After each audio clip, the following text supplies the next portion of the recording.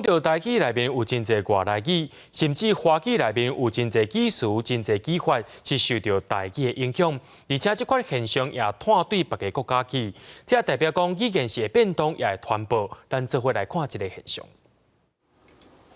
生活小撇步，选举出奥步，这拢是生活中接出现的技术。中央研究院副研究员肖素英针对香港、澳门、中国、新加坡加马来西亚这5个国家的报章媒体研究，发现撇步加奥步的讲法其实是来自台湾。以这个奥步加撇步来讲，奥步伫即卖 的使用吼，就是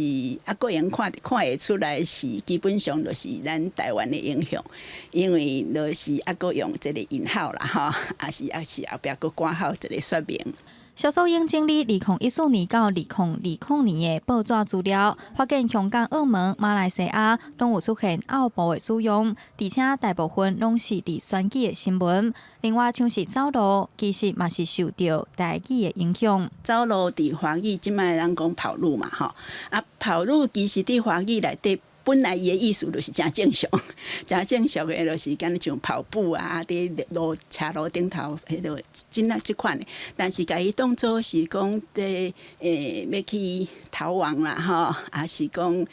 去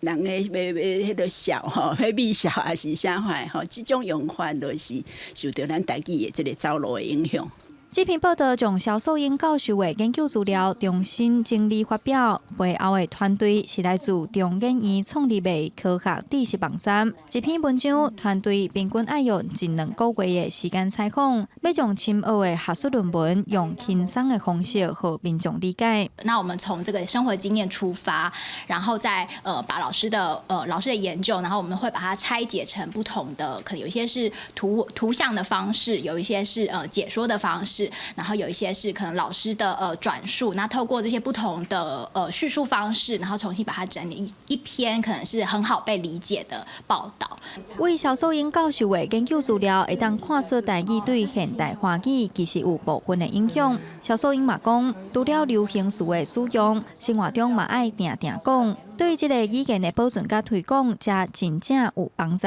记者杨淑静、谢桂林台北报道。